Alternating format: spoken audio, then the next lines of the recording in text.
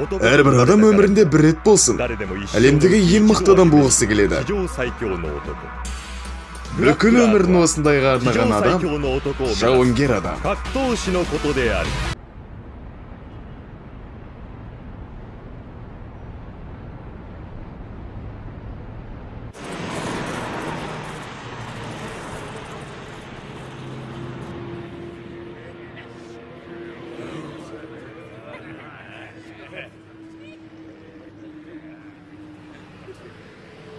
Демек, ол жалғыз Найр. Бірақ ол өз ісін біледі. Бүгін оның көтін айырасыңдар.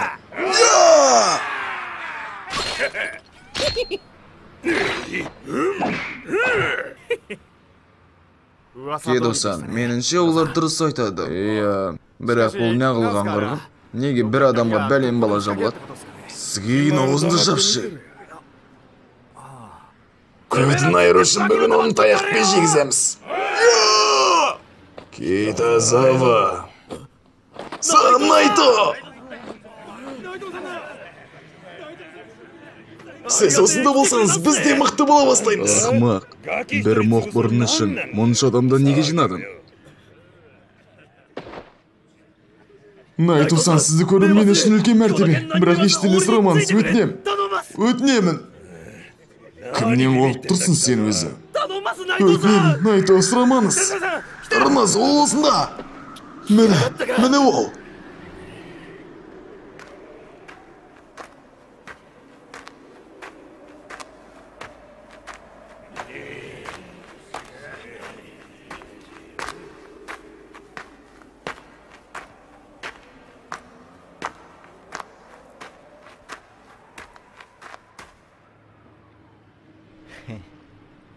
Ол жалғыз ғой, өзінше бейес болып көрініп тұр ғой.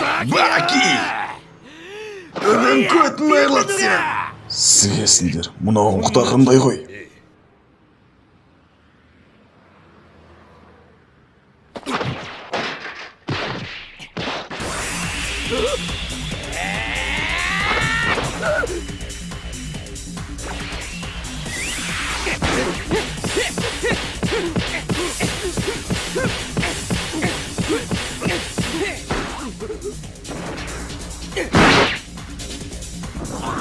Найто!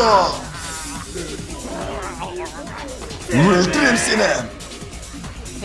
Өзіңді мықты санап тұрсың ба? Менің қылышымды сүйгені! Әзіл ғой! Китазава! Не деген жылдамдық, басықтарды істей алмай қалды ғой. Техника пышақтан да, қылыштан да, басқа қарудан да мықты қару. Енді жағдай пиздес өзгереді. Олардың жартысы тепкілеуге әзір, ал қалғандары қорқып. Сілімтік, сен бізді қорқақ деп ойлап тұрсың ба? Мұнда 100 адам жиналған. Сен санау білесің бе? 100 адам бір адамға қарсы. Қотағын өліп тұрсың ба? Төрт, нағыл дейсің? Қаттырақ айтшы! Сенде 4-тен күшті емессіңдер. 4-тен? 4-еу? Ол нені айтып тұр?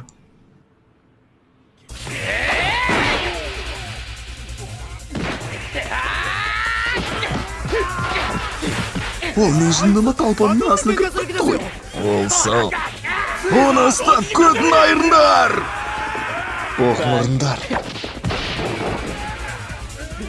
Сайтан алғыр! Сен менің мұрнымды сындырдың! Оған бір мезгілде 4 адамнан артық шабуыл жасай алмайды, ақылды. Онда 100 адам бар ғой, 25-ке 4. Ол ала алмайды. Кедосан!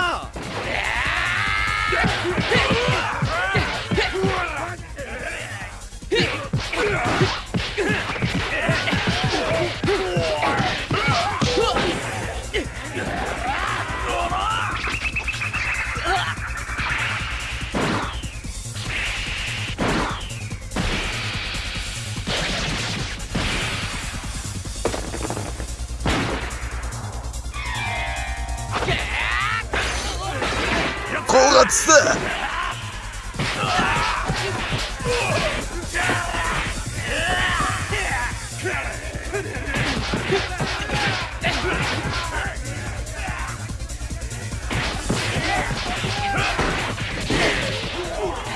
Алғаш барады артынан қуыңдар.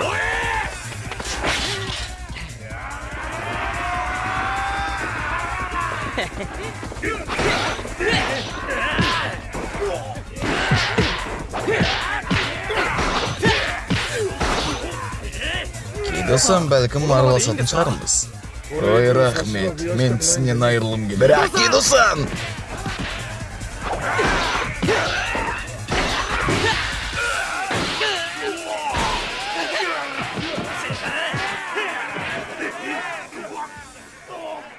Жарайды, дискотеканы жабайық.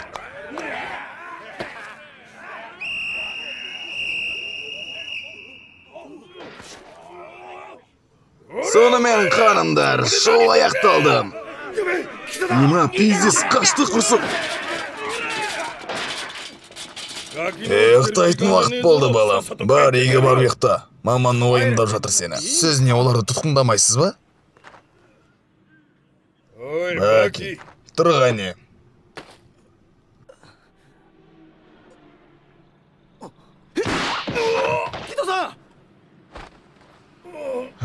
Бұл сен бе?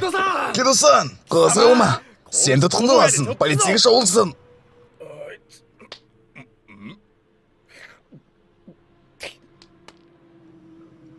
Тағы да тіс дәрігеріне бару керек болды. Тағы да тіс дәрігеріне қалтасына кровосаны салатын болдым. Қалай, жақсысыз ба Кидосан? Шүкір. Баки, оларда 100 адам болды. Сен олардың 37. Иә. Оларда 100 адам болды. Шамамен, одан да көп болуы мүмкін. Иә, полиция араласпағанша. Жақсы. Енді тағы біреуін тап.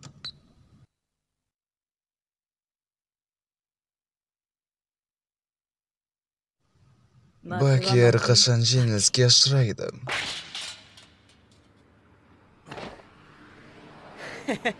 Сайтан ағыр. Мен олардың жартысын аламын деп ойладым. Жағдай жақсы жүріп жатты. Басынан асып кеткенше.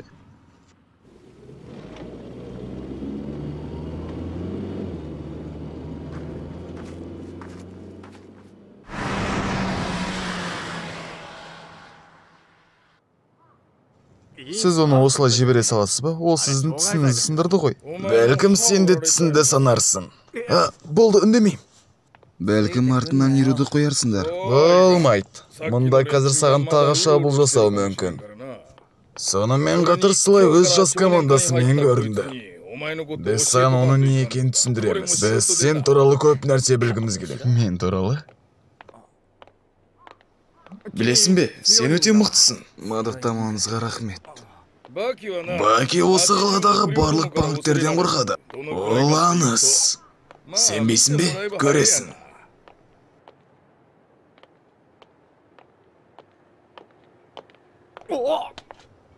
Сен өліксің, Баки. Тақпас Баки. Мынау не? Олар оны жиналмайтынын біледі. Қабырғада тек қана бояу ғана қалады. Оны ренжітемін деген үмітпен. Иә, бірақ мұнда көп екен. Онда мұна ешкім алаңдатпай ма? Оның ата-анасы қайда? Ол мұнда жалғыз, мұнда ешкім тұрмайды. Тіпті ата-анасы да. Оның сонда ата-анасы жоқ па? Бар, бірақ мұнда өмір сүрмейді. Әңгімелерің бітті ме? Барыңдаршы. Кешір. Сосын тротуарға темекі тастамаңыз.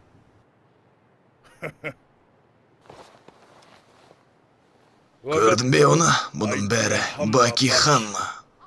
Егер қалада төбелес басталса, Бакисіз болуы мүмкін емес. Оның артынан бас кесселер іздеп біреулері екіге бөліп тастайды. Ал Баки 13 жаста ғана. 13 жаста дейсіз бе?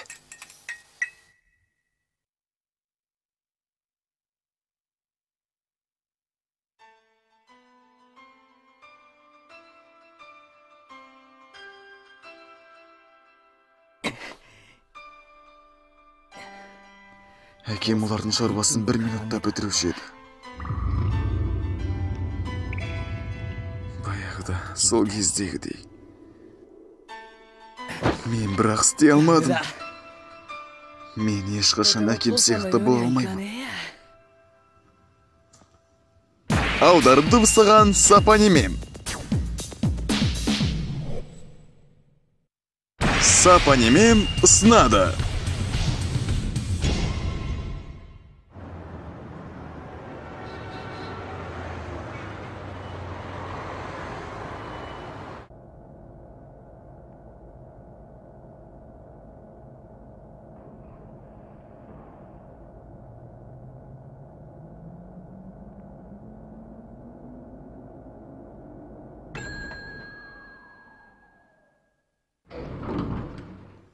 Біз сені күттік. Сенде жарақат бар ғой. Тиіспе. Саған дәріс оқып тұратын уақытым жоқ. Жаттығу аяқталғанша саған төлесі болмайды. Егер сіз бірінші дәрежелі жауынгер жаба осында. Сенің бүгін көңіл күйің жоқ. Түсінікті. Жарайды. Бүгінгі бағдарламаны бастайық.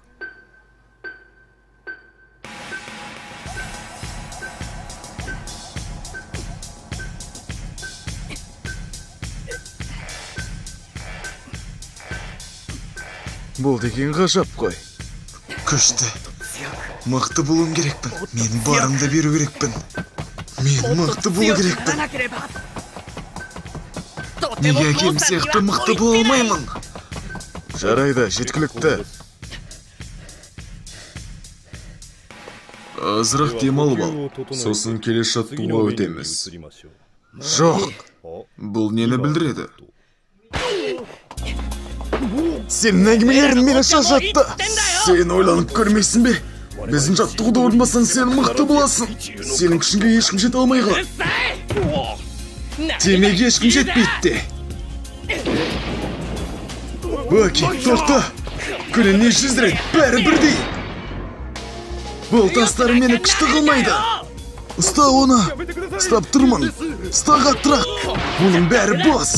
Міне, саған керек болса. Міне, саған керек болса. Міне. Сендердің жаттығуларың түкке тұрмайды. Мен тіпті 100 адамды жей алмадым.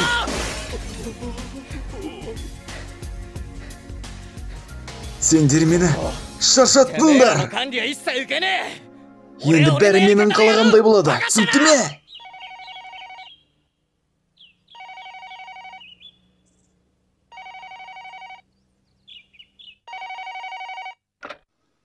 Әке Заваның ие. Сізге қандай көмегіміз керек? Бұл жаттықтырушы ма? Немене? Баки не істеді?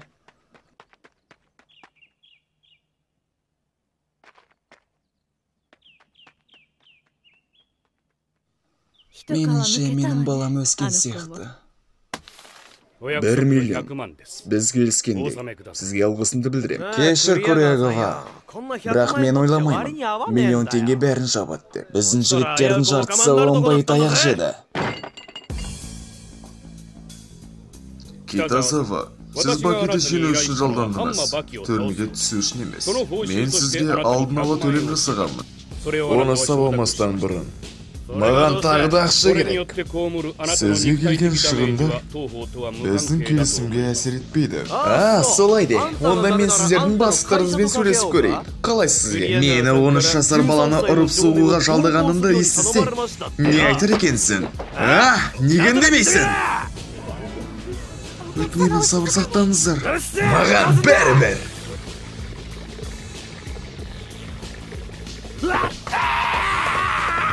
Көтімді күйдірдің ғой, өлтірем сені!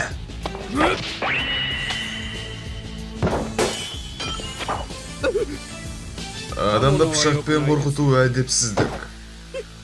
Айбетпе, өтінем, кешір! Ештеңе етпейді, адамдар қателеседі ғой.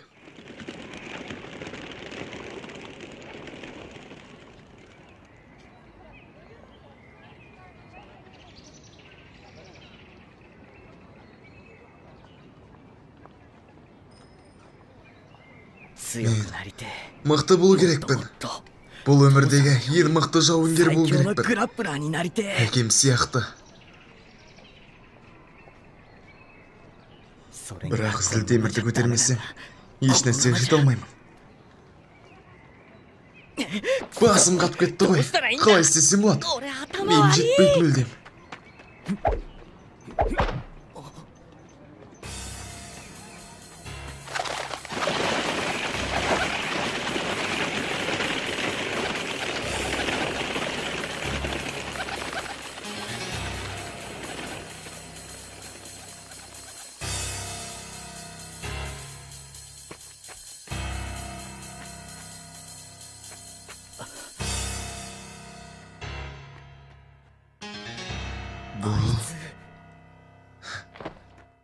Жергілікті қарақшылардың ең күштісі Акизаваға мұндай ақпарат не үшін қажет болды екен?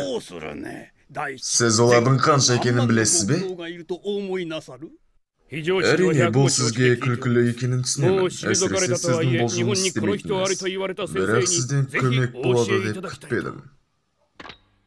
Уақытша бәрі өзгереді, бірақ біздің істе бәрі күшке байланысты болады. Бір сәттік әлсіздікке төзе алмаймыз. Кез келген қолөнерде әрқашан бір-екі адам болсын дарынды болады. Жауынгерлік өнер ерекшелік емес.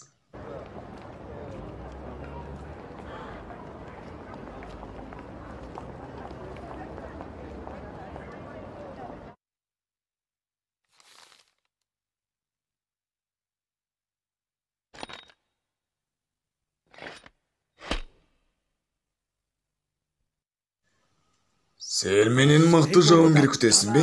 Онда саған Кауру керек. Иә, ол мықты. Немене? Міне Дина, оған өзінің аяғының күшін көрсет.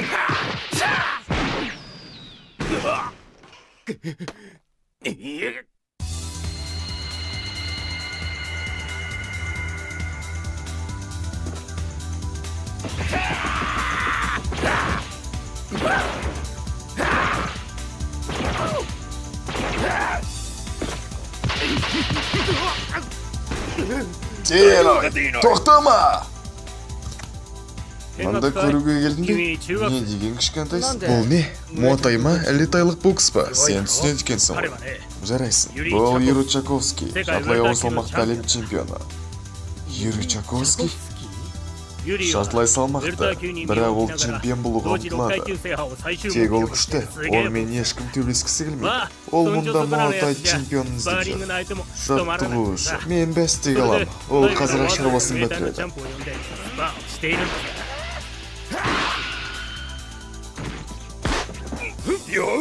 Қане, Дина! Соғын аяқпен!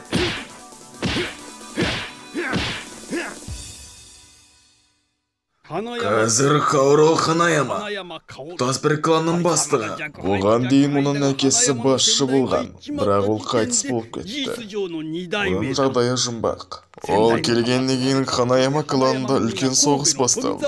Коби басқаратын Томизава қылмыскер кланы. Соғыс басталғанда Кауру жалаң қолымен Томизаваның 50 қарулы адаммен шайқасқа шықты. Өте әсерлі.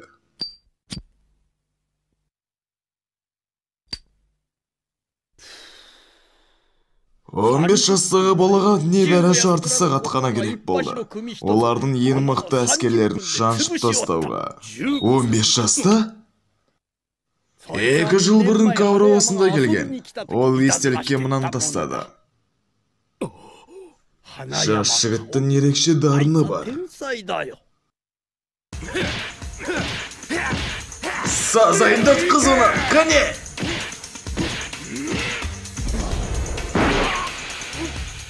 Мәссаған, тіпті оның қолын қалай соққанын білмей қалдым.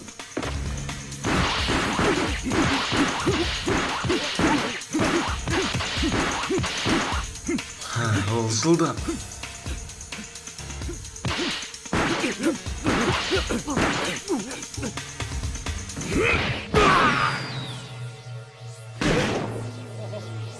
Оның жағдай бітті. Диной, оян қане! Диной! Керемет, Юрий. Менің ойымша біз ары қарай жылжи аламыз.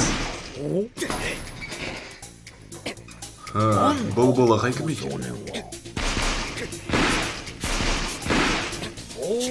Бәрекелді.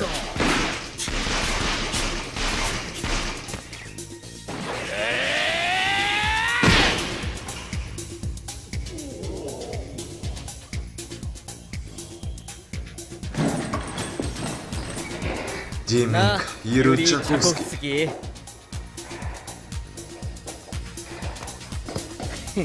Бәлкім тағы да бір раундқа шығармыз.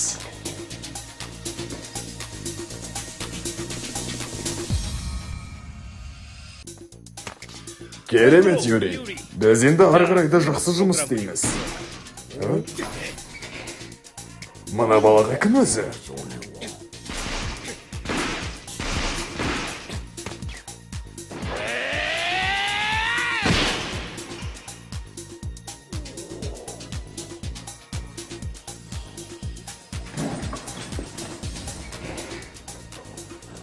Сонда сен Юрий Чаковскийсің бе?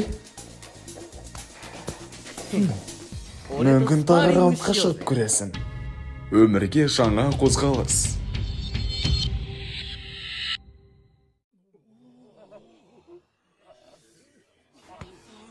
Сен, не істеп жатқанды өзің білесің бе? Ол чемпион. Онсыз да маған чемпиондар керек. Менің естуімше саған қарсыластар керек емес пе? Сен әдемі төбелесіп қойды екенсің, бауырым. Бірақ саған әлі 5 жыл керек, содан кейін сөйлесеміз. Жайды бар, Юрий, бізде тағы да бір жекпе-жек бар.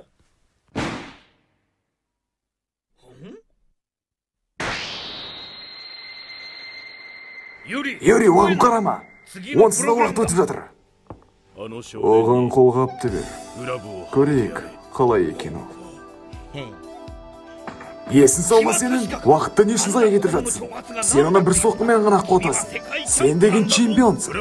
Владимир, мен біріншіден кісегілмін. Ал кісегілдер ешқашан тарихтарында жекпе-жектен бас тартпаған. Бүкіл халық шақырса да, тіпті әйелдер мен балалар да запа шексе де, оған сондықтан қолбақты бер.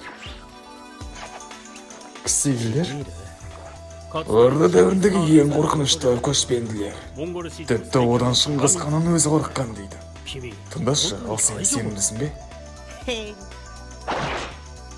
Юрий, ол деген әлі бала. Мен саған рұқсат бермеймін.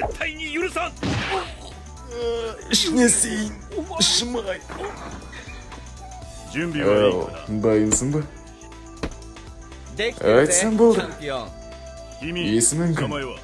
Баки Ханма. Сен шынымен дайынсың ба? Жауынгер Баки. Ойлап қараса, мен әлем чемпионымен жекпе-жекке.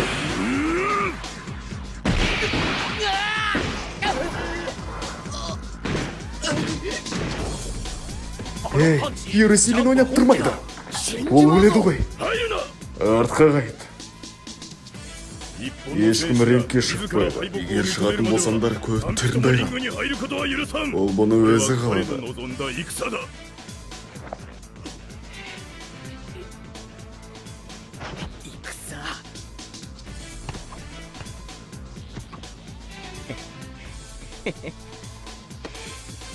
Ақыры мені де бір соққыға ұрды ғой.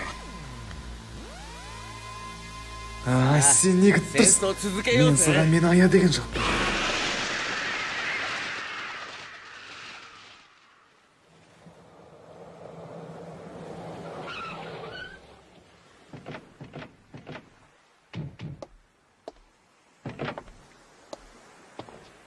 Біз мұнда не үшін келдік? Ішке кір. Ішке? Мен мұнда Ханайма басшысымен кездесемін дедім. Корегава-сан, мен сізді сенімсіздігіңізді түсінемін. Себебі сіз біздің жаңа басшымыздың 15 жаста екенін көрген кезде шындықты айтқанында түсінетін боласыз. Қазір заман басқа, уақыт басқа. Қазір кландар бір-бірімен толпаға талға шықпайды. Олар өзінің ең мықты адамдарын таңдайды. Және сол арқылы бір-біріне қарсыласып. Демек, бұл да сендердің бастықтарың болады. Айтпақшы, ол бүгін төбелеске қатысып жатыр.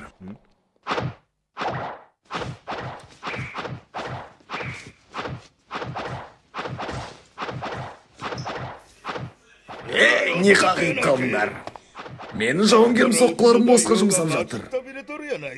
Мынау сенің жауынгерінде. Мұнан түрі таныс сияқтылады. Таныс болғанда ол көп төбелеске шыққан. Ядзима, сен ережені білесің ғой? Сен төбелесте өз жігіттерден шығару керексің. Бір-екі. Мен Томиді кеше өзімен шақыртып алдым. Ол менімен жұмыс істеуге келісті. Ал сенің қаям жеген ереженде сатып алу жөнінде еш нәрсе айтпаған. Тауықтай миыңды қоссай бауырым. Сенде жақсы ми бар ғой негізі.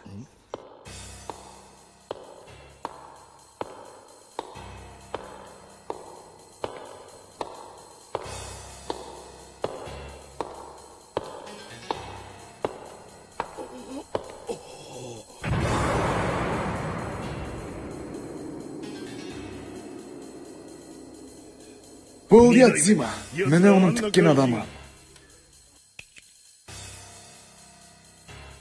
Шынымен де мұны 15 жастағы Каура қанайма ма? Каура, ақыры келдің ғой. Мұна сенің балаларым зайвалында шығар. Кел желебе тартайық.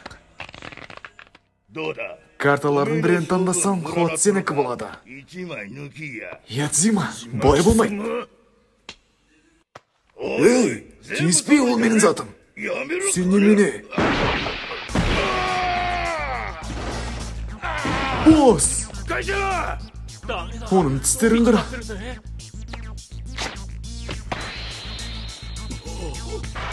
Мәссіған. Ол Макартаны жырт тастады ғой. Көт майрынан!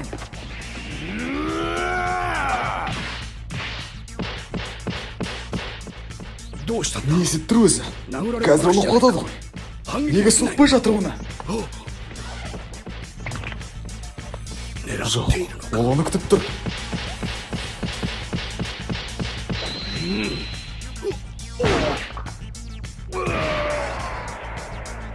Бәлкім ол жылдам емес шығар. Бірақ оның соққысы мүмкін емес нәрсе ғой. Қолын сындырып тастады ма?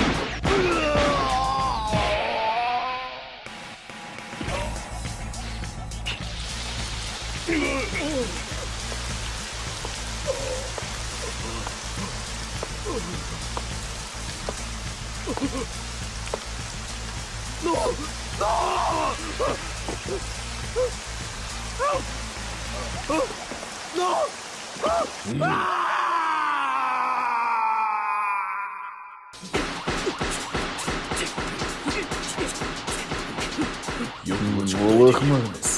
Бірақ маған жетіп оған әлі алас.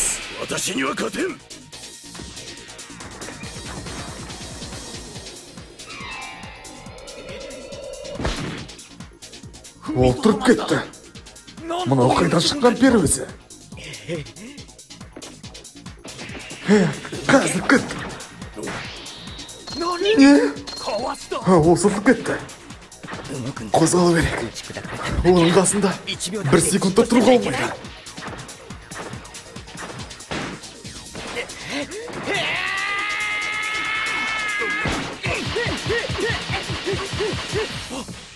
Ішінесейін.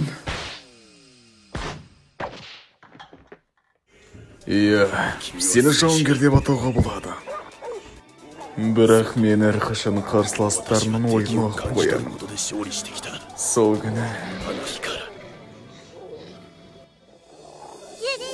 Юрий, мен қорқамын.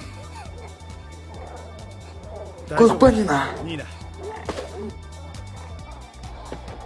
Жай оларды бақылау керек. Олар көп емес. 23, 24. Енді оқы. Жаулардың ойларын оқы. Олардың тыныстарын, күштерін, қандарына дейін. Нина, менен бір сәт алыстама. Мен жасай аламын. Мен олардан күштімін.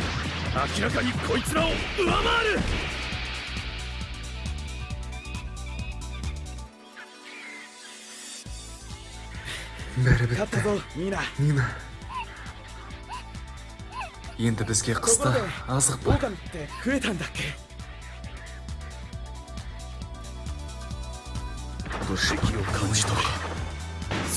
Уақы. Сазайынды тарт. Аударып дыбыстаған Немада.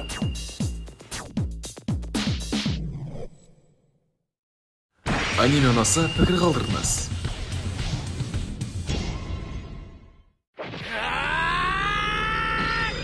Сазайынды тарт.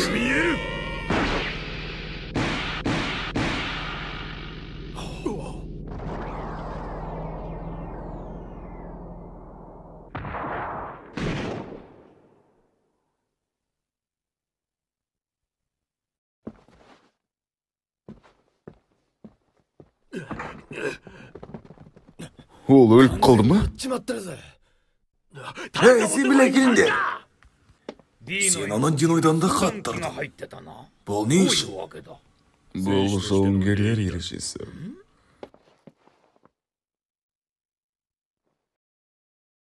Бұл бала ажалды бала екен. Оның қолына бір нәрсе келеді езі.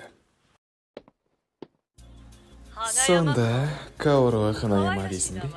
Өте әдемі естіледі екен. Сіз оны міндетті түрде көріңіз керек. Ол барлығына мықты. Ең қызығы, жасы 15-те қара.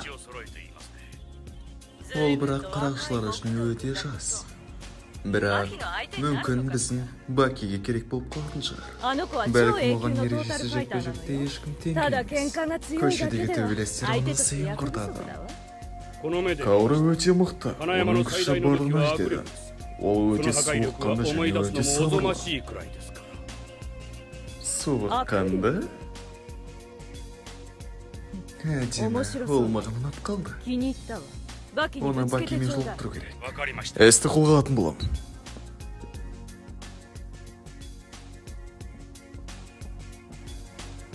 Анасы баласын бұзақыға қарсы қоюда. Барлығына мен сияқты балаларын жақсы көрсе ғой. Сонда әлем өте мықты болады. Қалаған сомаңыз айтыңыз. Бәрі әділетті түрде. Бұл менің жеке өтінішім емес. Бұл Акизава корпорациясы үшін. Сонда М. Акизава ол осындай мықты бай бола тұра біздің бандиттің не қылмақшы? Оған ондай бас кесіп не үшін керек? Өтінемін, еш нәрсе сұрамай-ақ қойыңыз. Жарайды. Бірақ айтшы маған не үшін біздің бастық? Акизава ханым оны бір жауынгермен шыққанын қалайды. Оның жасы небәрі 13-те. Бірақ Корегава, менің ойымша біздің әңгімемізді осымен доғару керек сияқты. Біздің бос ондай төмен дәрежелі жұмыстарды істемейді. Одан да біз бұл әңгімені ұмытайық. Маған оның түсіндірудің қажеті жоқ. Меніңше сіз біздің кланның абыройын түсірмексіз. Мен түсіндім. Сені ме? Қойыңыз болды. Ханаяма-сан, мені кешіріңіз. Бірақ мен мұнда баламен төбелесуге келген жоқпын. Сіз мысалы 15 жастағы балаға ұқсамайсыз. Дәл сол сияқты ол 13 жастағы балаға ұқсамайды. Сіз көптеген жағдайларға сенетініңізді білемін.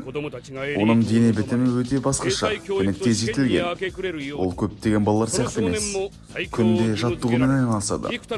Және ол жай ғана бала емес. Оның организмдерін арнайы аппаратпен бақылайды, оған мықты ұстаздар сабақ береді. Ол жаттығулармен тұрақты түрде айналысады. Және ол өте мықты. Ол жылдан жылға өте мықты болып келе жатыр. Ол бір сәтте 100 деген көше бұзақылармен төбелескен. Және оны жеңген 13 жастағы бала. Ханаяма-сан, мен түсінемін, ол сіз үшін балаша. Бірақ ол... аузыңды жапшы болды. Сен оны босқа айтып жатсың. Ханаяма-сан, бұрындары қаладағы ең мықты адам болған. Ол есім сізге таныс болу керек. Юджири Ханна.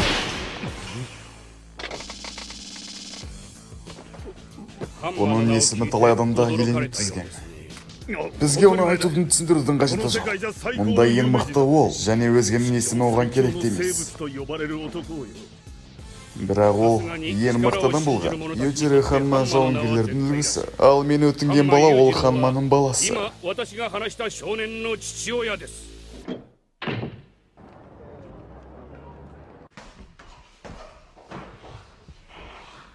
Оянды ол.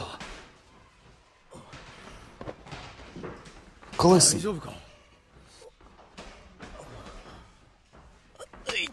Басым. Юрий қайда? Ой, ол баяғыда кетіп қалған. Ол сені өп қалама деп қашып кетті.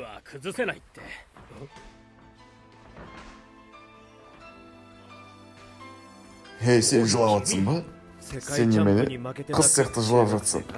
Ой, қой, сен дейтін мықты чемпионмен төбелестің. Әйтеуір тірі қалдың. Сен қаян бастан түсінбейсің. Мен ешқашан ешкімнен тұлмадым. Ешкімнен.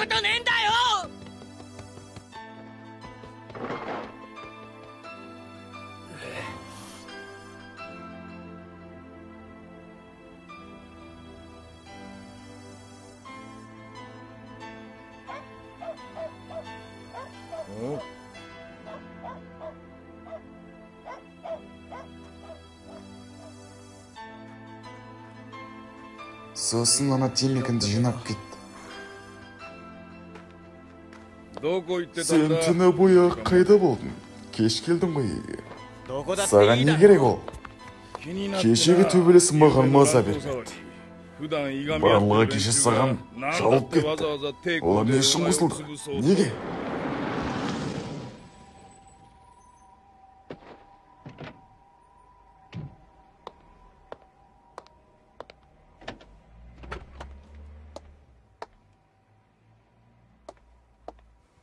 Анашым? Бұл сенің анаң ба?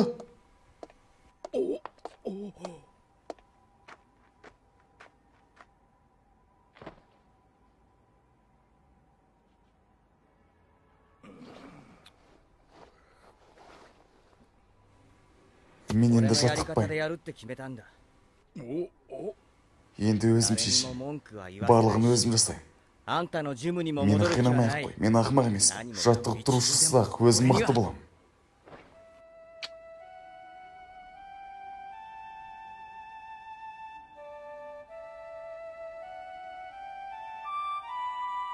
Бәки, саған күшті болу керек.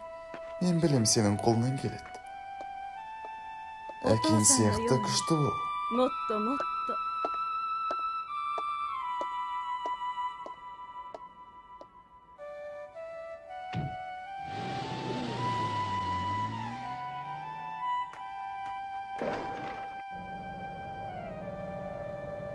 Ол әкесінен алмай қалған.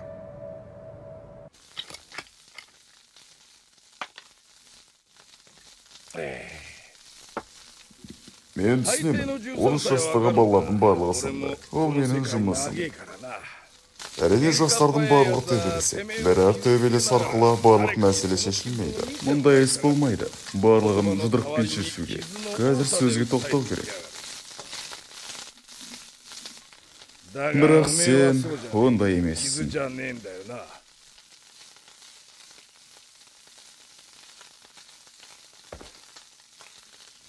Маған тамақ жасап жатсың ба? Мен оларды жай ғана кептіріп жатыр, бұзылып қалмау үшін. Сен бір түсініксіз адам болдың ғой. Әрқашан бір беткей. Ұнамаса, тайып тұр үйден. Ананың саған уайымдайтынын білсең. Иә, сенің анаң өте керемет. Ол саған үнемі көмектеседі. Бәлкім сен анамен бірге тұрарсың.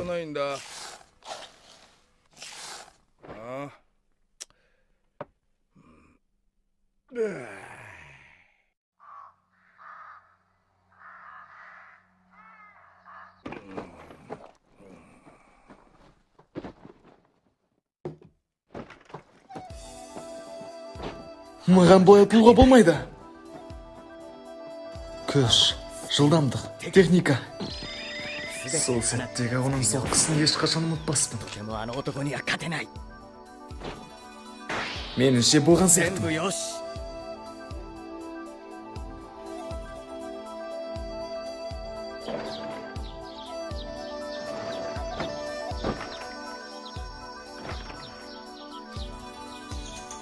Бәлкім заттарды азайтармын. Жарайды, сүрмей-ақ қой. Бұл бұлшықетке жақсы.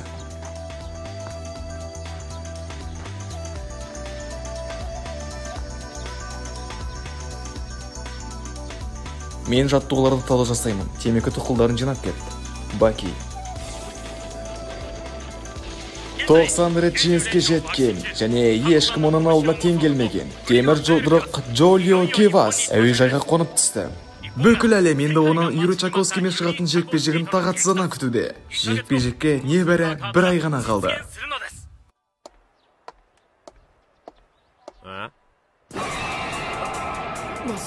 Қалай? Қателеспесем Кетазава. Сен ғой. Бізге Бакимен сөйлесу керек.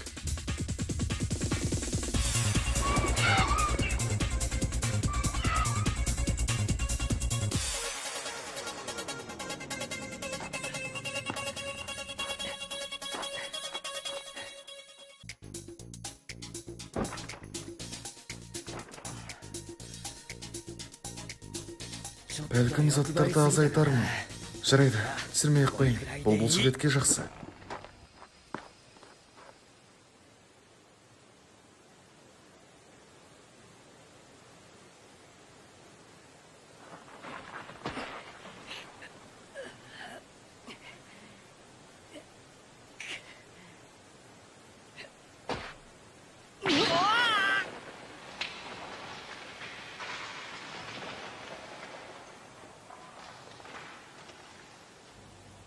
Сайтан. Төкті сайтан.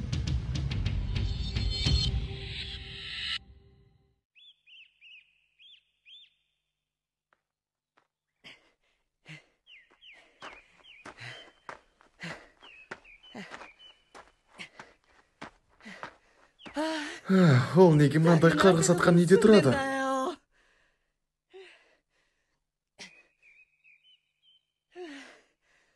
Ақыры жеттім.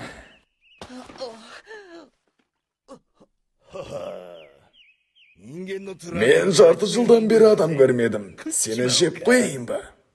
Андо, бұл керемет. Сен мені білмедің бе? Бұл мен, Баки. Баки Ханма. Баки. Тентек бала. Өзін-өз қалсың ғой. Еудер немен айналысып жатыр? Бәрі бұрынғыдай. Түсінікті. Бүгін біз ірімшік пен аюдың етін жейміз. Күшті болмаса да бірақ дәмді.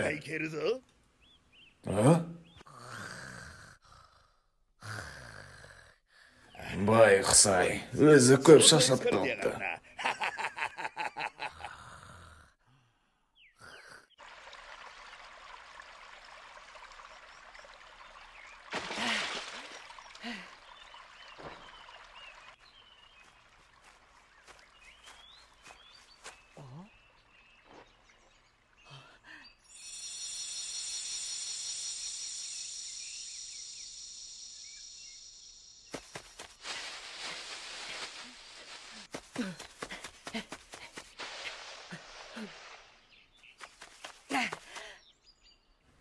Мәссаған.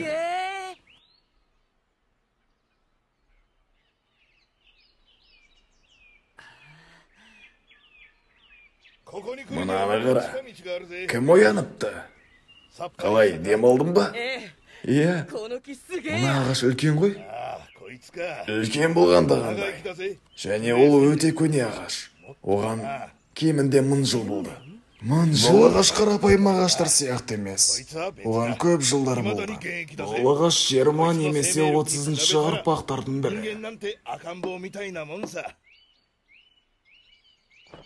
Баки, сен мұнда не үшін келдің? Мұнда сен қонақ болу үшін келген жоқсың ба, иә?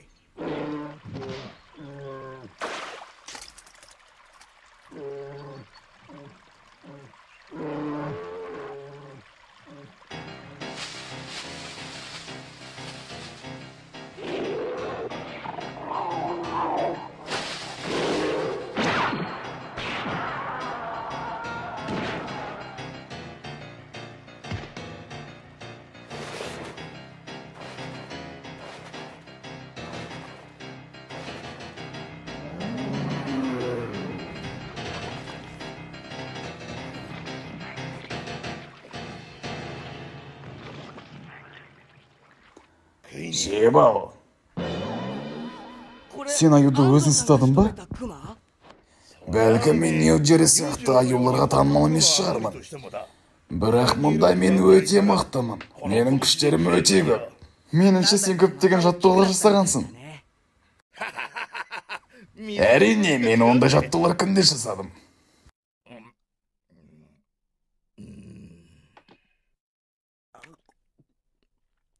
Мұнау күшті ғой. Мен айттым ғой. Мұнау не деген жағымсыз еді.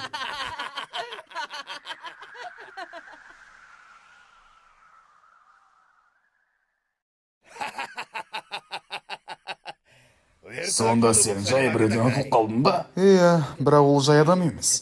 Ол әлем чемпионы. Ой, маған бәрібір, онша емес. Кеттік одан да қыдырып қайтайық, Баки. Йоджери мұнда келгенде күн сайын осы жаттығуды жасайтын. Біз екеуміз жарысатын едік. Қара.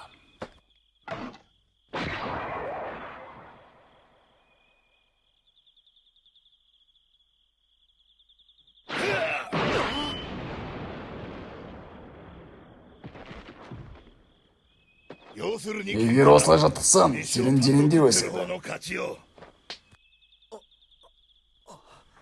Бар жоғы бір ай, сен маған Юрийді жеңетін боласың.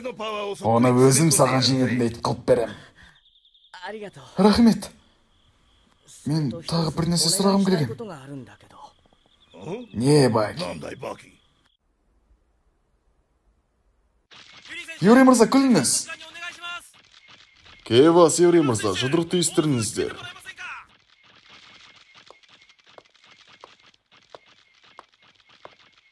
Ханым, мен Баки туралы айтқым келеді. Айтал. Не ақыл бересіз? Қалдыр оны. Құп. Ол өзінің әкесінің жолын қайталуда. Қалауыңыз білсін.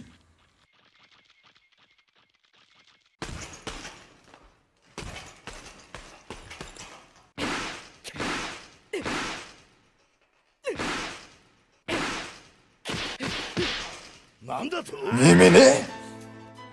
Мен Эблистің жартасына барғым келеді. Жалғыз. Қалай жалғыз барасың? Баки, білесіз бе, ол өте қауіпті жұмыс. Иә, білемін. Ол деген бағаны Нью-Йорктың түнгі көшелеріне жалғыз қалдыру сияқты. Болмайды, жартасты олай бағалама. Сеніңіз, мен оларды бағаламайым. Бір ғана ой ғана менің қолымды дірілдетеді.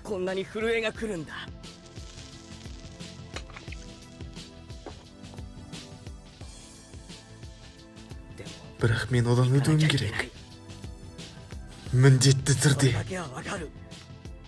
Сен тіпті онда не тұратынын білесің бе? Сен соны түсінбейсің деп қорқамын. Біліш жартасы саған балалардың ойын емес. Онда саған тұруға болмайды. Мен дайындалам. Намаса да анаса да сол. Кешір. Бірақ мен осыны айтқым келді. Сенің әкеңде осылай болған. Қандай отбасысыздар есі.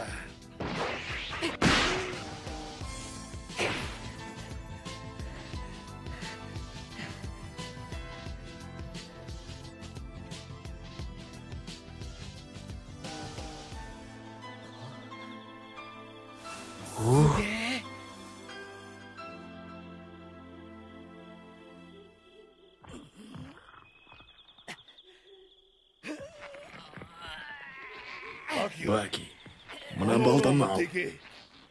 Ол құбыжықсында тұрады. Ол саған горилла емес. Құбыжық? Иә. Оның жасы шамамен 150-де. Оның бойы 3 метр. Оның аты Төкті Сайтан. Оның аузында таушындары сияқты азғын тістері бар. Рас па? Кезінде сол тауда 4 Төкті шайтан өмір сүрді. Йоджиро оның біреуін ғана өлді. Баки, ол кезде сенен 100 есе мықты болды. Тыңда, Андо. Мен білем, сен мықты болуды қалайсың, бірақ мен бұл нәрсені алмаймын. Есің дұрыс па өзі? Мен мұндай қарумен шықпаймын. Мен оны жалаң қолмен ұтамын. Баки, мен де әкем сияқты жасай аламын. Мен оны өзім ұтамын.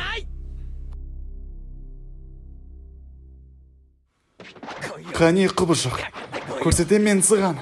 Не істей алады екенсің?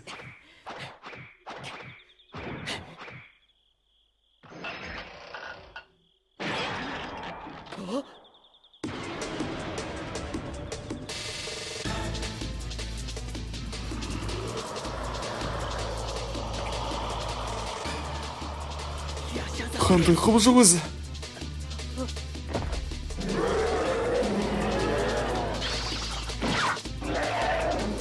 Баки! Андо!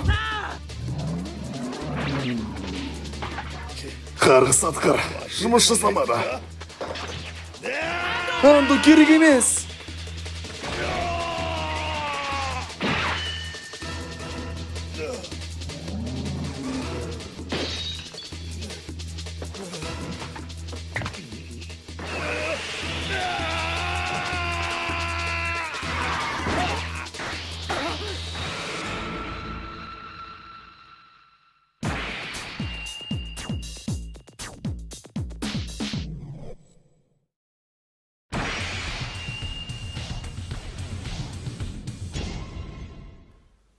Андо оны ұр.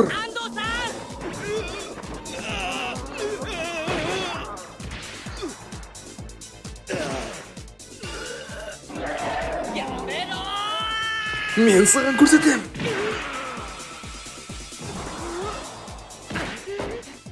Сайтан, ұлттың мықты менен.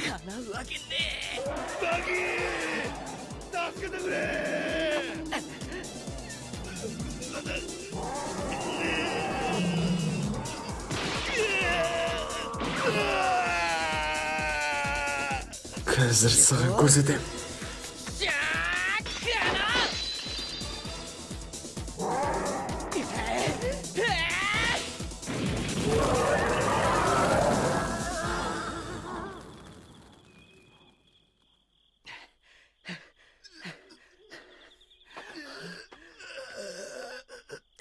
Андо.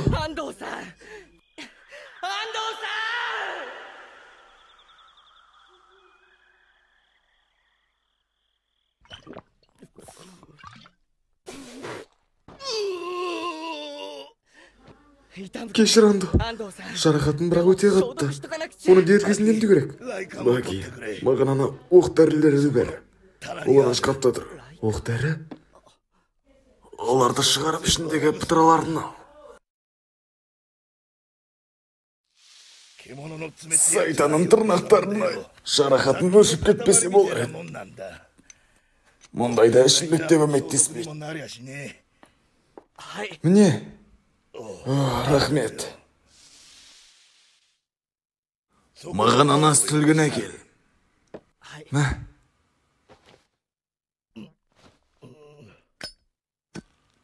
Андо!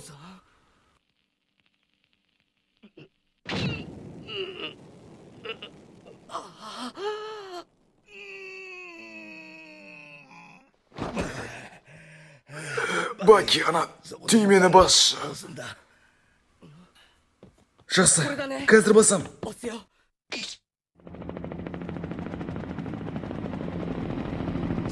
Бізге дабыл түсті. Жай секторындағы таудағы Кенші Андоға көмек керек. Ол көмек көрсету орталығы бізге жолды көрсетіңіз. Біз оны таптық.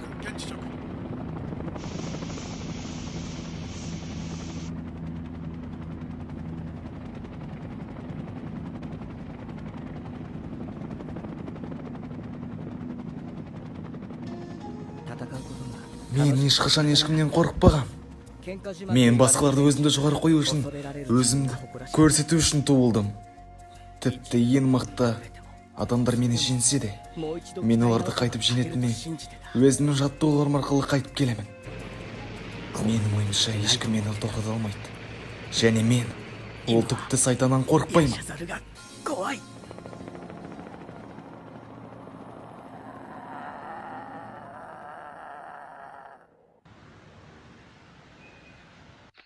Меніңше ол өз оқтары мен жарақаттарынан дезинфекция салған. Оған 3 метрлі маймыл шалудаған дейді. Сен жергілікті тұрғындардың балалар әнін білесің бе? Күштілер ібілістің жартасына барады да, ол үлкен аюмен төбелеседі. Аңыз бойынша 100 жыл бұрын көптеген жауынгерлер өз күшін сынау үшін сол ібілістің жартасына барған, бірақ ешкім қайтып келмеген.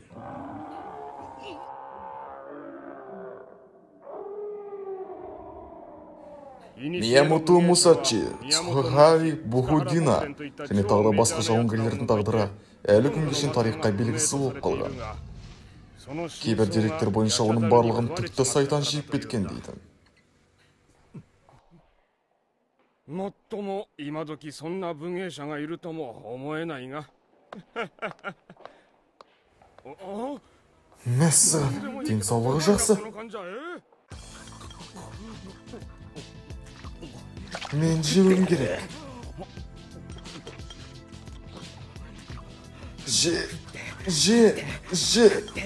Өсу үшін же.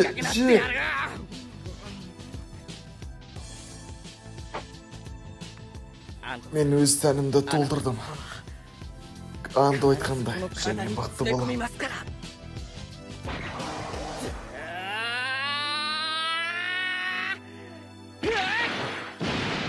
Біз әлі жолғамыз. Сен біл. Ендеше кім өзінің титулын қорғап қалады екен? Юрий қарсы Кевасқа. Тамаша оқиға басталмақшы. Гонг соғуда және бірінші раунд. Бастық, шоу басталды.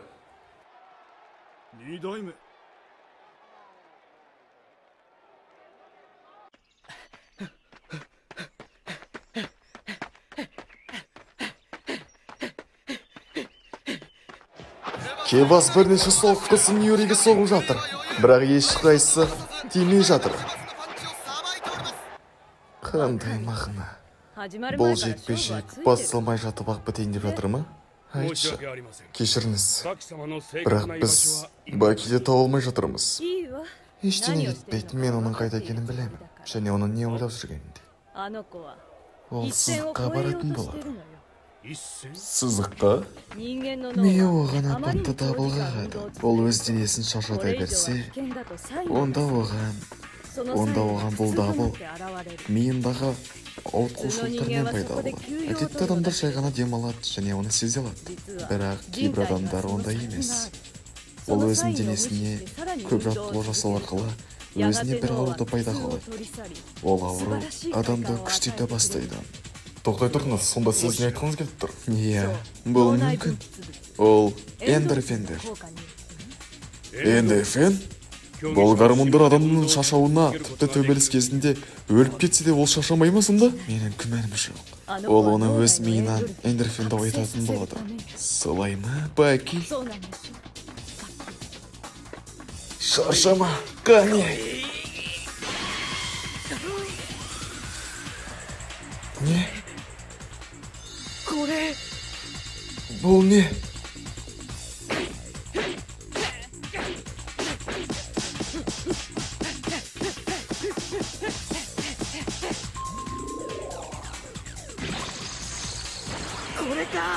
Сол. Иә, бұл эндорфин. Бұл ауыр салмақтыларға таныс сезім.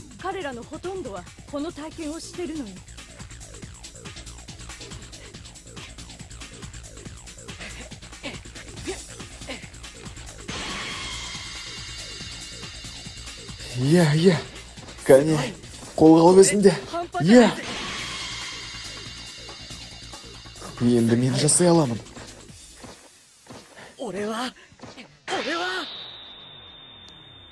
Бакиге бұл әлі ерте.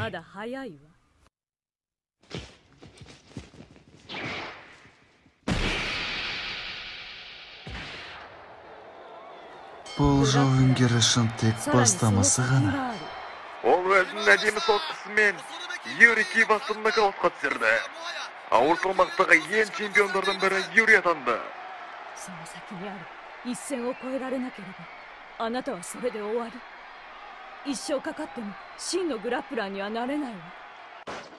Қане, шық үйден. Біз сені осында екенді білеміз.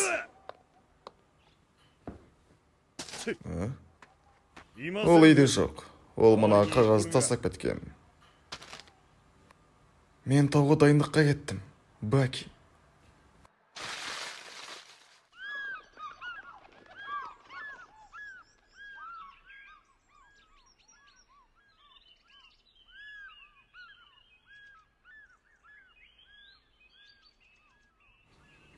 Болды.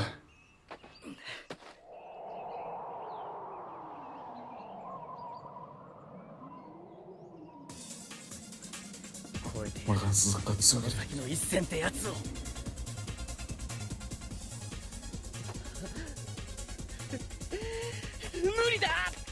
Мен жасай алмаймын.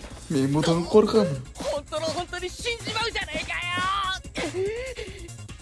Баки, көмектес! Онда жарайды. Мен берілмеймін.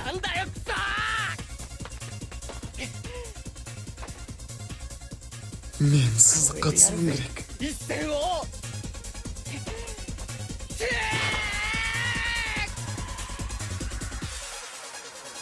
Мен өлу үшін.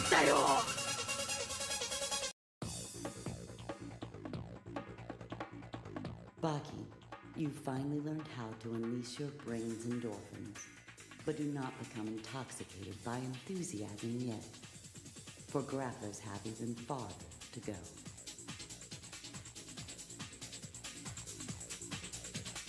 It's time. Fear is the line that divides weakness from strength.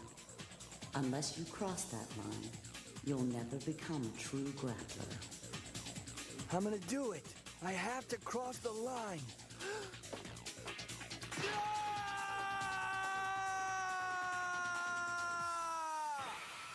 Oh, crap.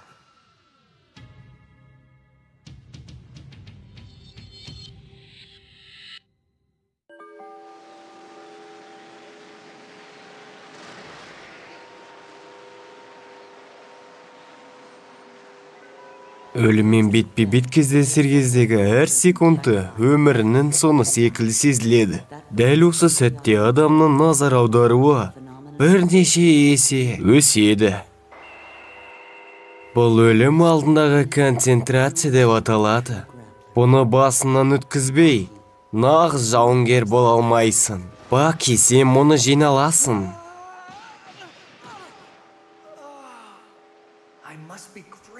Мен не қудым ба? Мен шынымен өліп қалу мүмкін ғой.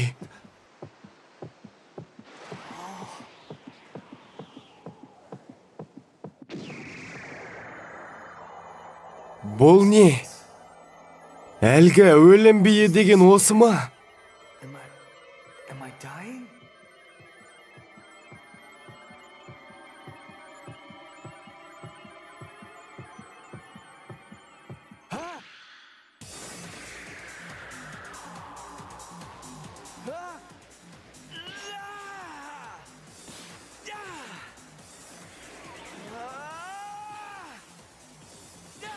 Мен көріп тұрмын. Айналамда уақыт тоқтап қалған секілді.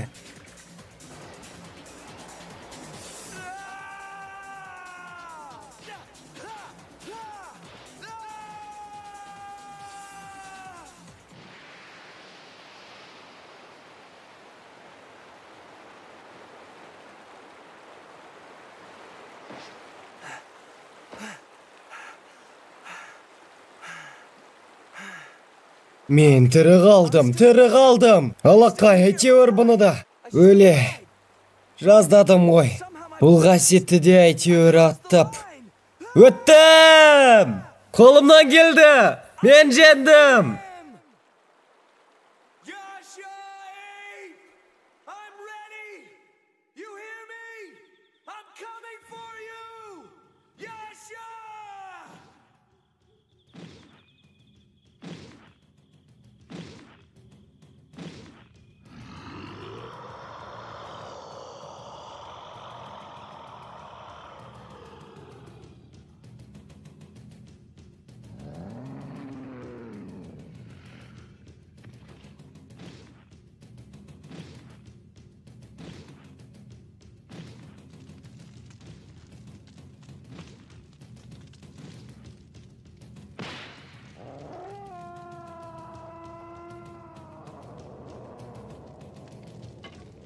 Көріспегелі көп болды.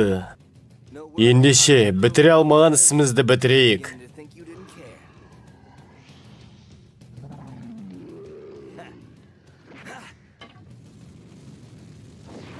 Құбыжыққа қашудың керегі жоқ қой, дұрыс па? Не айтсан да өзің білесің. Рингіміз әдемі шыққан секілді. Не, ұнап тұр ма? Бұл тек екеуміз үшін ғана. Кел бері. Кәне. Ісін бітті. Ұсталдың ба?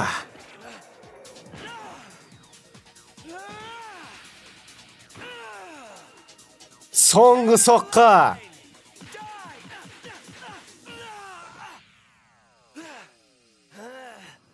Енді құлайтын шығар.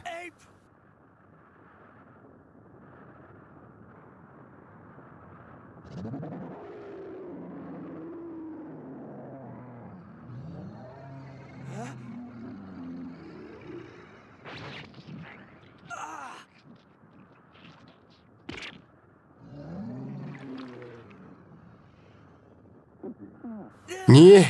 Жұтып қойды ма? Бол, не сайтан алғыр өзі. Fall over and die, right?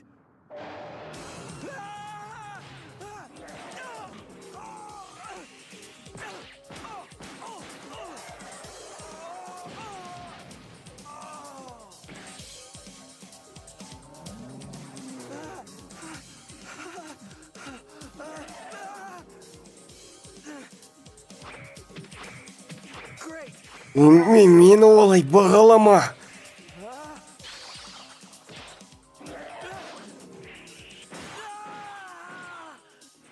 Бұл дағы қандай төбелесу әдісі. Пайдасы не?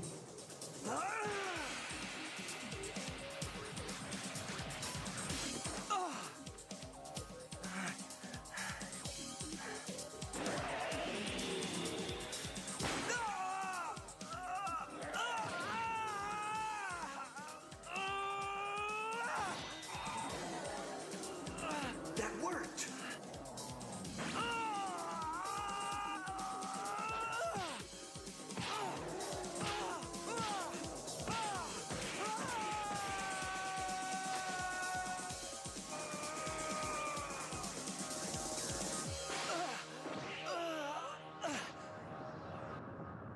Шынымен де іске асты.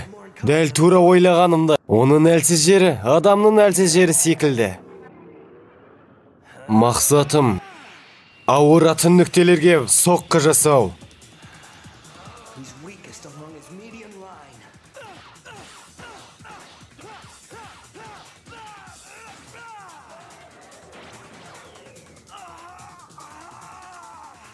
Комбинация іске аспады ма?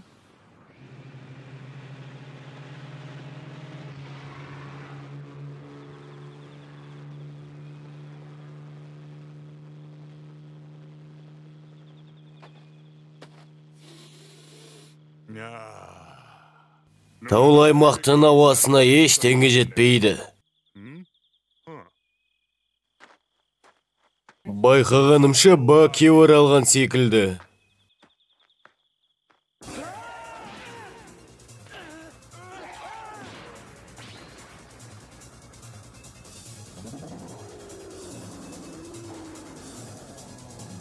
Ол жыртқыш аң ғой, солай ма?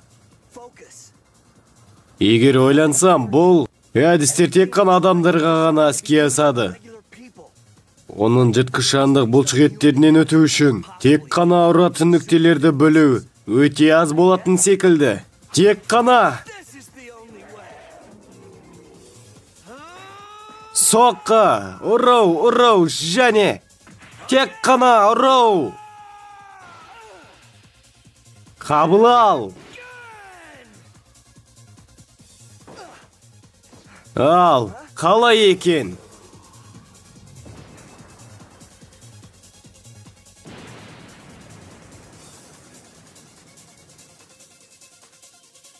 Yes. О, ұсталдым ба? Take that. And that. Не болған? Мына жерде 200 килограммдай провинция болған, ал енді бәрі бос. Ақымақ десе, Баки әлі де берілмепті.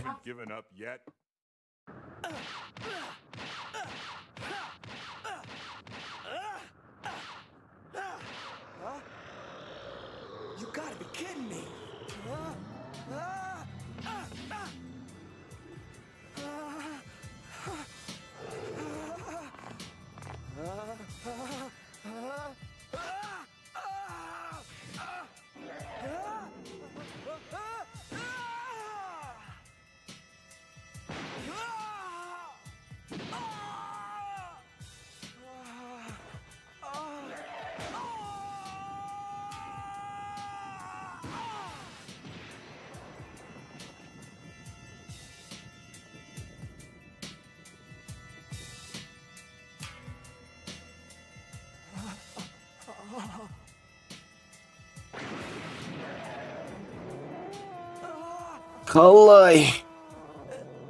Қалай сені тоқтатамын? You got.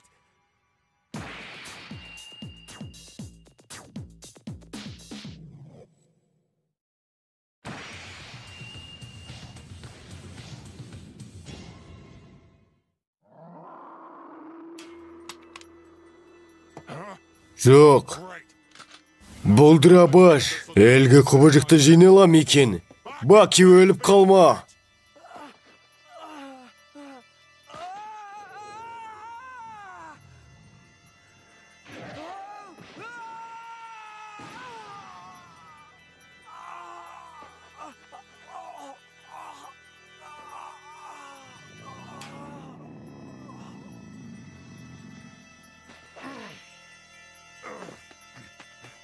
Алты жыл бұрын Ютир да осындай бір құбыжықты өлтірген етін.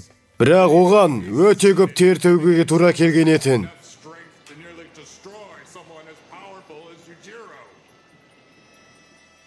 Ал Баки өліп қалуы мүмкін. Бұл не сайтан алғыр? Бұл не тас жанып жатыр ма өзі?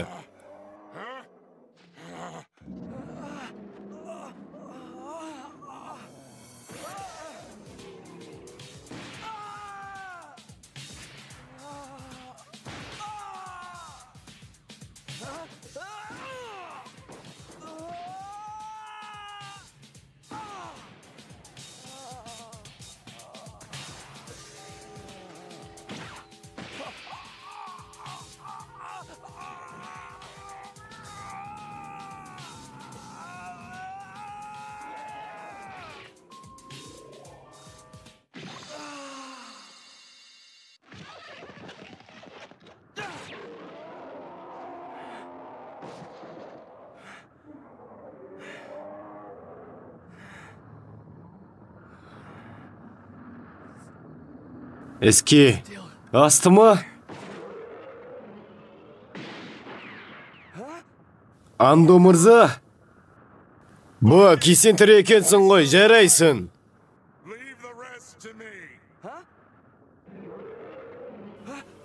Қалғанын өзіме қалдыр, көзін жоямын. Жоқ, бұл екеуміздің арамызда ғана шайқас. Баки? Сіз білмейтін шығарсыз. Біздер бәсескенбіз. Вилка көзге, немесе бір рет күтке деп. Иә, ол мені жарақаттады. Бірақ ол Вилка көзге дегенді таңдады. Бірақ біз төбелесімізді соңына дейін жеткіземіз деп шештік. Бірақ бұл біздің арамыздағы төбелес, араласпаңыз. Және мен басқалардың бұған араласқанын қаламаймын. Алаңдамасаң да болады. Сенің қарсыласың бұл жерде тек қана мен.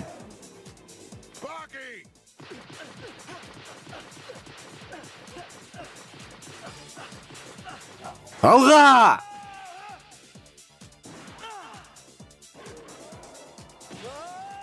Қабыл ал! Мен не, ұйықтап жатырмын ба? 12 жасар бала мына құбыжықпен тең төбелесіп жатыр. Мүмкін емес. Ол бұл концентрацияны аттап өтті ма не? Тура әкесі Ханма Юдзира секілді. Мен сені сыйлаймын.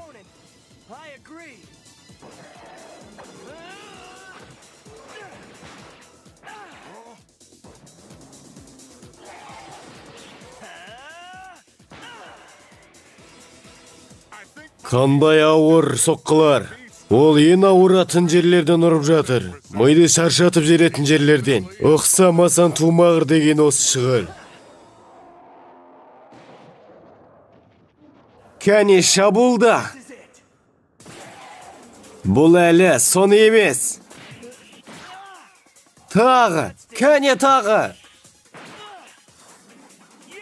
Тағы.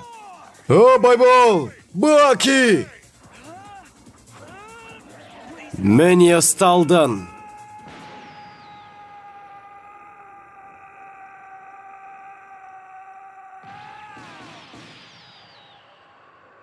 Ол өзінің соққысымен жұтқыншағын үзіп жіберді.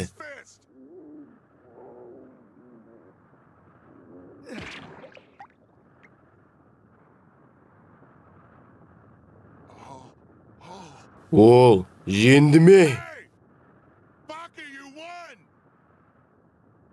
Мен ең мықты. Мен бұл таудағы ең мықты адаммын.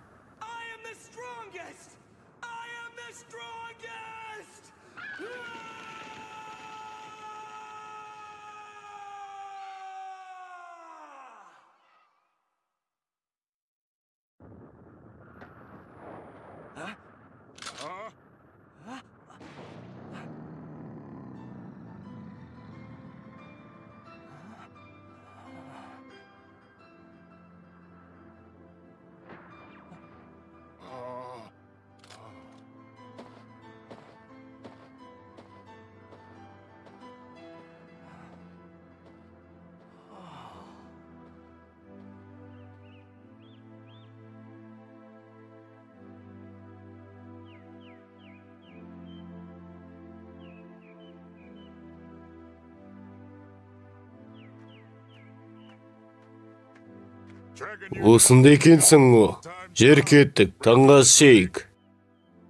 Ей, не ойлап жатырсың? Мен аттым ба? Мүмкін. Мен тек бұл орманда өмір сүріп жүрген бейбақ жануарға зиян келтірдім.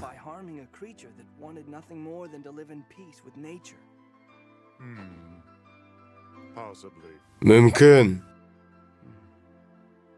Бірақ бұл нағыз еркектердің арасындағы өте керемет төбелес болды. Халма Баки және Сайтан алғыр горилла. Өлім мен өмірдің арасына төбелестіңдер. Сол үшін мақтан тұтсам болады өзіңді.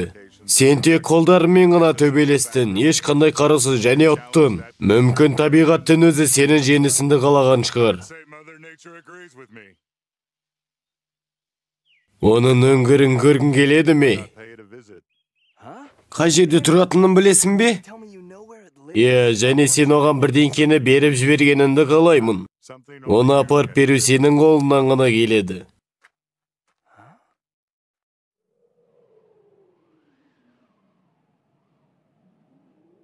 Ары қара жалғыз өзім бар. Осы жартастың ортасында бір өңгір бар. Құбыжық сол жерде өмір сүреді. Мен барар едім, бірақ мен одан ұтылып қалғандықтан бара алмаймын. Ал енді, дайын болсам бар. Әрине, мен кеттім.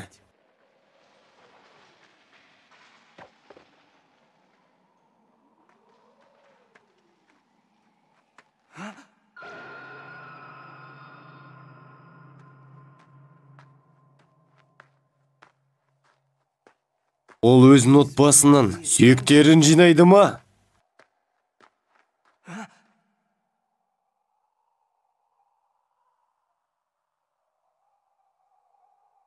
Сайтан.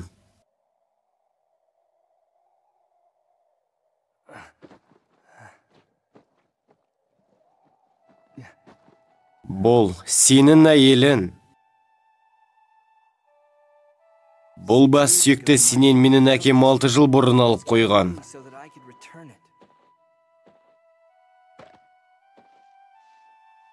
Тура осы сәтте мен оны не істегісі келгенін түсіндім. Адамға қатты ұқсас жануар.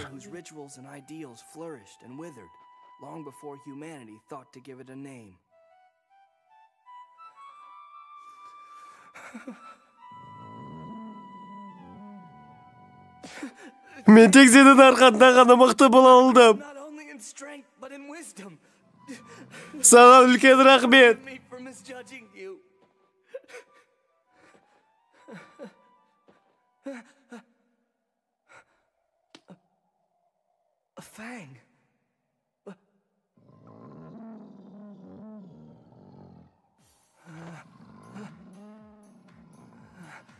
Thank you.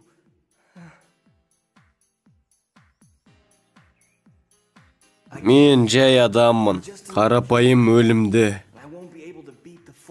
Және бұл табиғатты мен ешқашанда жеңе алмаймын. Рахмет. Мен сені істегенді ешқашанда ұмытпаймын. Бұл азу тістің маған маңызы зор. Бұл орманның ең мықты жауынгерінен алған.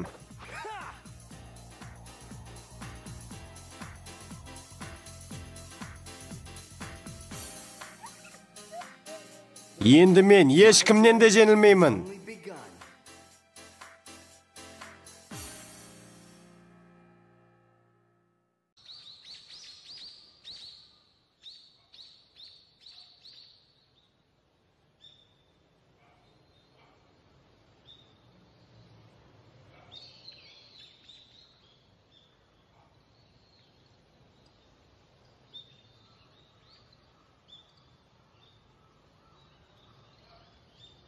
Бастық, жүретін кез келді.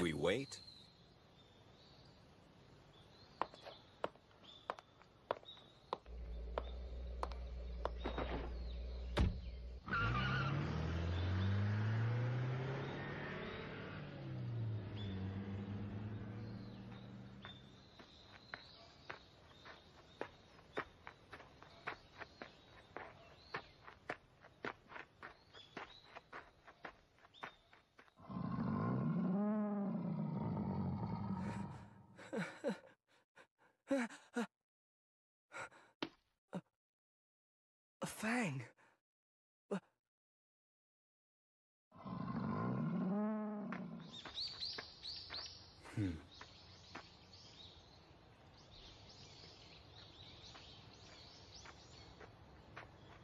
Huh?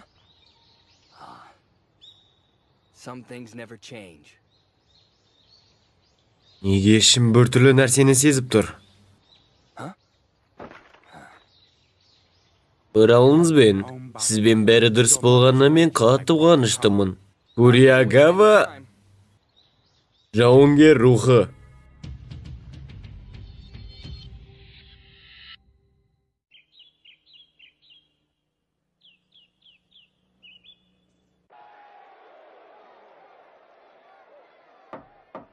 Ханым, мен жас мырзаны алып келдім. Бейне таспаны тоқтатыңдар. Баки. Сәлем. Miss me? Оралуын мен, балам.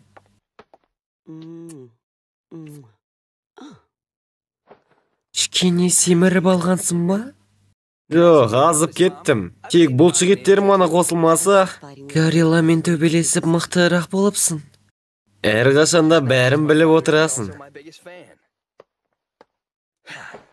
Баки, сен әлгі маймылмен төбелескенде бұл жерде де біраз нәрселер өзгерді. Here's what you missed. Керемет матч болайын деп тұр. Әлемдік тарихта қалатын матч. Юри мен Кевістің матчы. Расында бұл матч өте іш пыстырарлық болды. Know what you might pick up.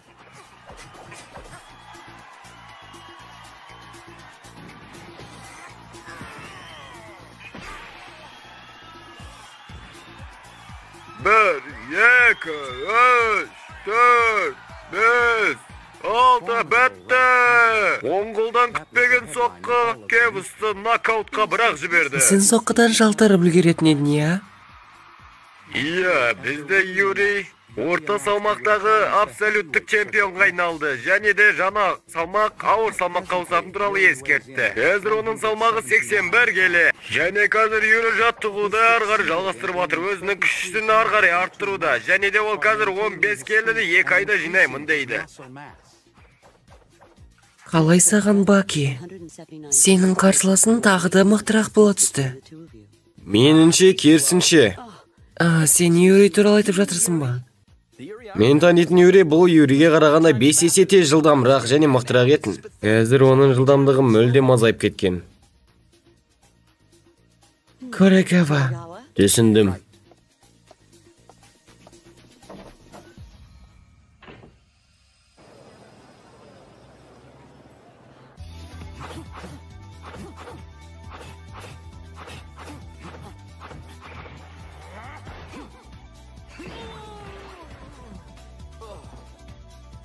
Не, ұйықтап жатырмын ба? Орта салмақтағы Юрий ауыр салмақ тұтып жатыр ма? Overwhelming a heavyweight. Өзіңізді дұрыстауға рұқсат етіңіз. Юрий Чайковский.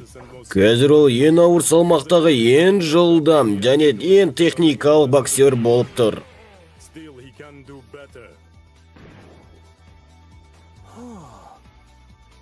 Біз адамның барлық мүмкіндіктерін білеміз. Бізге сенсеңіз, Юрий бүкіл салмақтағы абсолюттік чемпионға айналады. Жақсы естіліп тұр. Доктор, келесі. Дәрігердің қарауы және де өте керемет жылдамдық пен күш. Менің сөзім жоқ.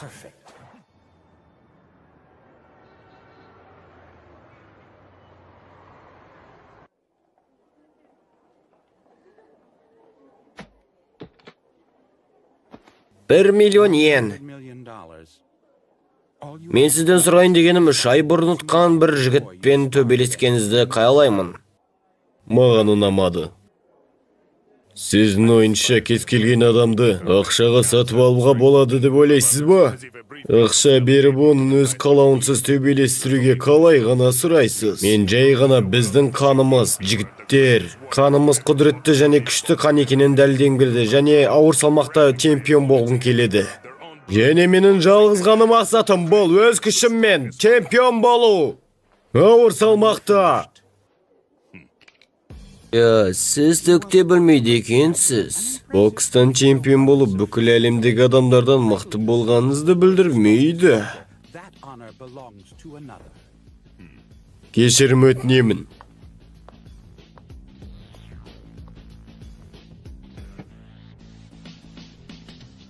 Мен айтқанымдай, оның бірінші төбелесі Юримен болады.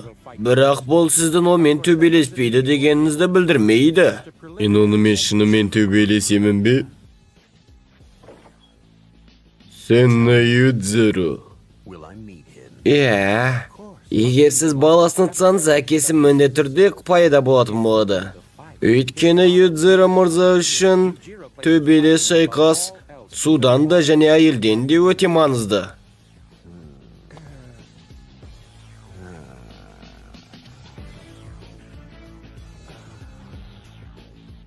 Сонымен сіздің Бакимен төбелесіңіз Юридің төбелесінен кейін болады. Сол үшін дайын болыңыз. Егер біз оны кездерсек, ол төбелестен қашып құтыламайды. Және бізді ол не істеп жатқаны бізді мүлдем мазаламайды. Біз тек өз заңымызды ғана ұстанамыз.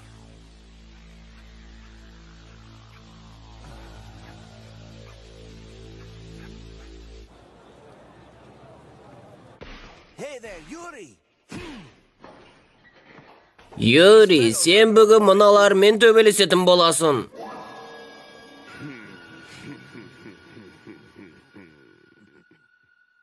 Бәрін бірден қотамын. Юри қайда? Ассалаумағалейкум. Ағалейкум әссәлем, менімен төбелесуге келдің бе? Жоқ. Барлығы менің сізбен төбелескенімді қалап отыр. Олар үшін төбелес пен спорт бір нәрсе секілді көрінеді. Сен не айтқан келіп тұр? Сен сонда бокс, төбелесу өнер деп санамайсың ба? Кешіріңіз, мен үшін бокс толық құралмаған. Және бұл өнер емес. Спорттан чемпион болу, бүкіл әлемдік адамдарда мықты болу дегенді білдірмейді. Балай айту дұрыс емес, балақай. Керек емес, ол кішкентай бала ғой. Мен жай оған бірдеңе көрсетейін дегім келген.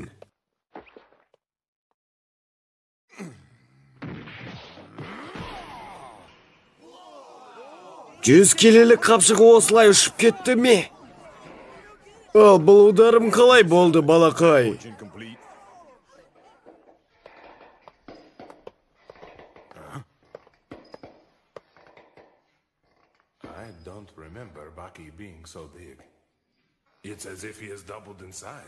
Арқасы деген айналып кеткен ғой.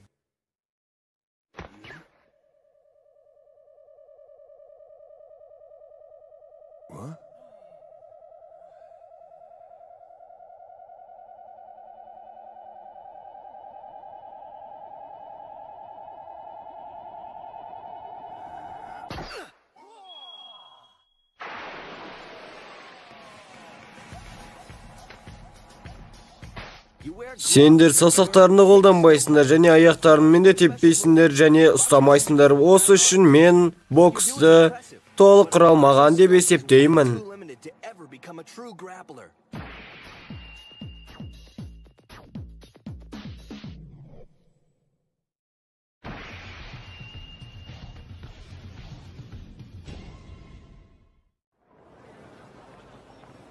Көбіміздің күткен күніміз келді. Шығыстағы ауыр салмақтағы 5 чемпион жиналып жатыр. Бүгін абсолюттік чемпионның кім болатынын білетін боламыз.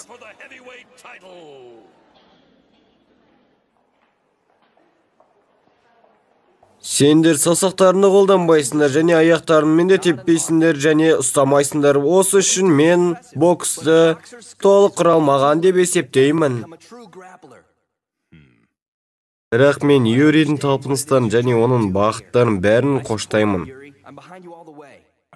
Не, сонда ол соңғы 3 айда менен көп дайындалды ма? Эй, Юри, уақыт келді, кеттік. Болды, қазір барам. Қазір көр, Баки, бокстың қандай жетілмегенін көретін боласың.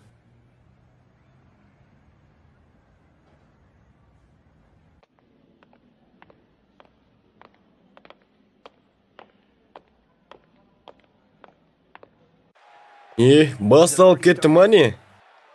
Жоқ, әлі басталған жоқ. Дай алмай жатырсың ба? Иә.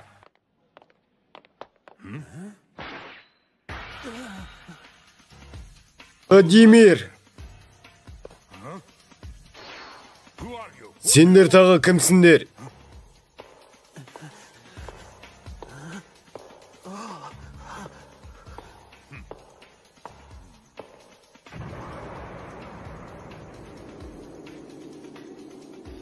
Ол мықты.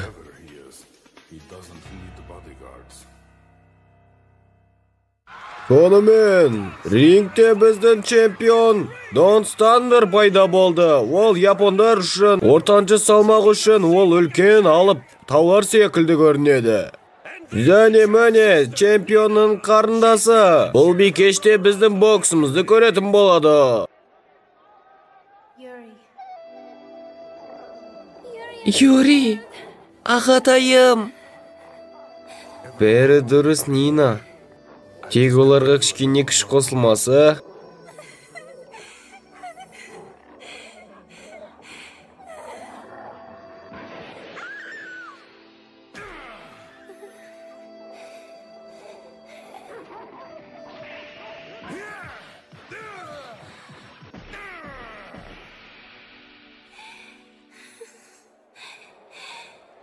Ағам қасқырлардан да мықты.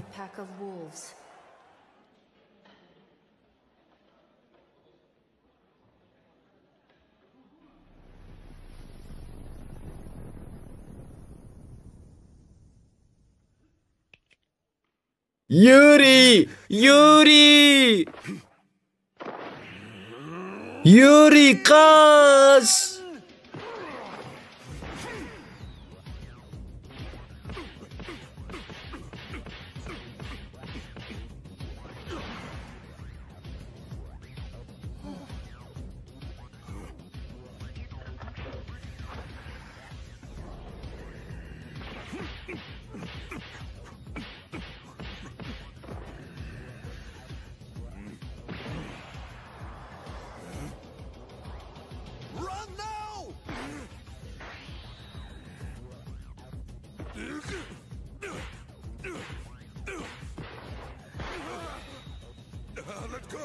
Сайтан алғыр!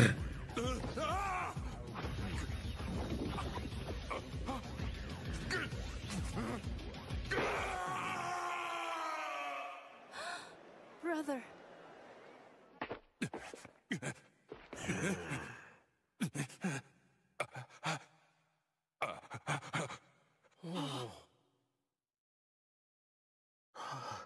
Юрийдің қолын ұстағанда, оның бірдеңке қолынан жарылғандай дыбыс естідім. Кешіріңіз, меніңше бокс жетілмеген. Жігіт жауынгер сонына дейін шайқасады. Сонына дейін! Юрий Юрьевич!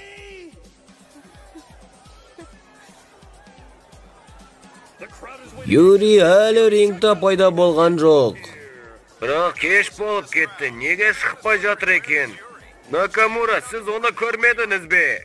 Бұл Накамура, мен білетіндей бағана ғана Юрий Юрьевич шана ғана өтіп кеткен етін білмеймін, бірақ оны еш жерде көрініп тұрған жоқ. Бұл бір қызық болды.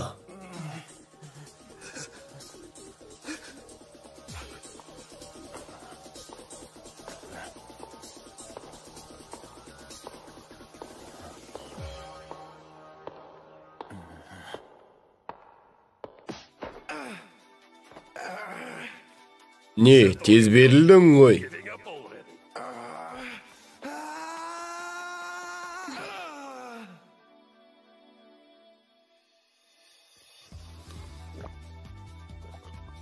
Ата!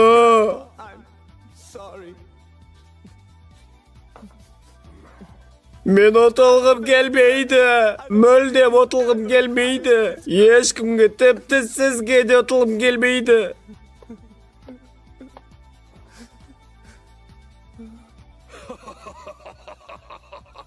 Тыңда мені, Юрий, жігіттер ешқашан ешкімнен ұтылмайды. Я, тіпті шалынып қалса да, ол еш қашанда ұтылмау керек. Шалынып қалдың, ол ұтылдың деген сөз емес. Нағыз ұтылыс, ол сенің рухын сынған кездегі ұтылыс, түсіндің бе, балам?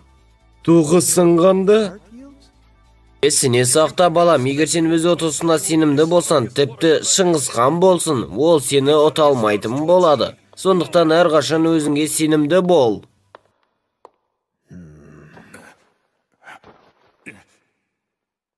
No more, Yuri! Stay down!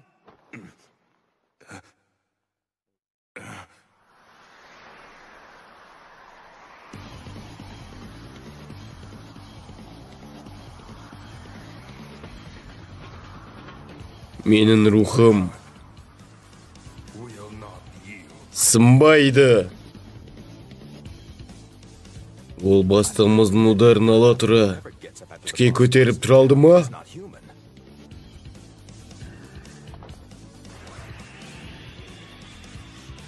Тоқтатыңдар!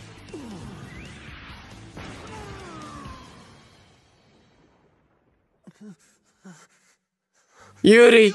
Юрий! Юрий!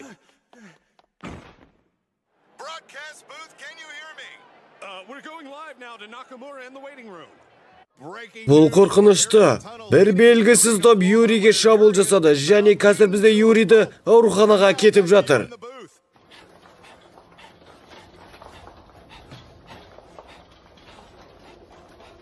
Жақсы жұмыс, бастық.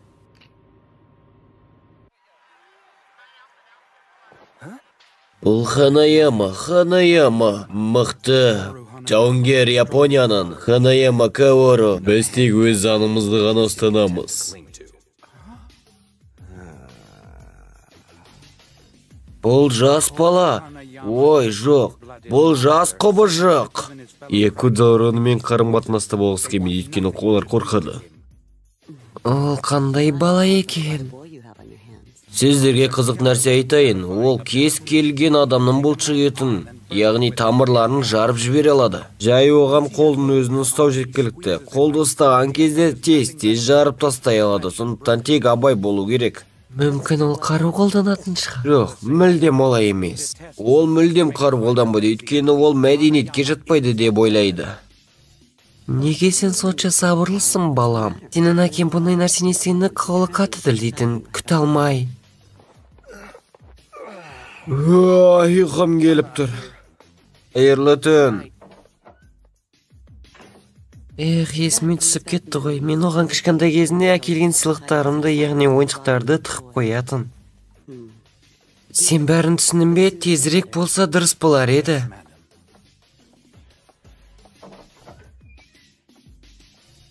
Ханаяма Каору.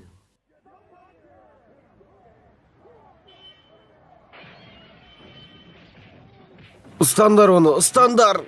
Онда не болып жатыр?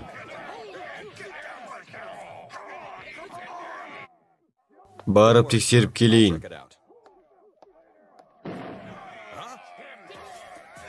Біріңіз бастық. Ол сен бе Ханаяма-сан деген? Сен мұнда танымал екенсің.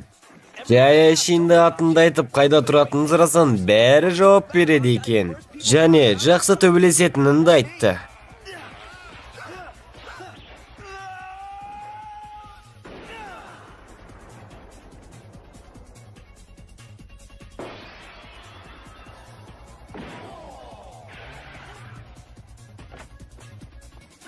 Ол осында ма не? Бастаймыз ба?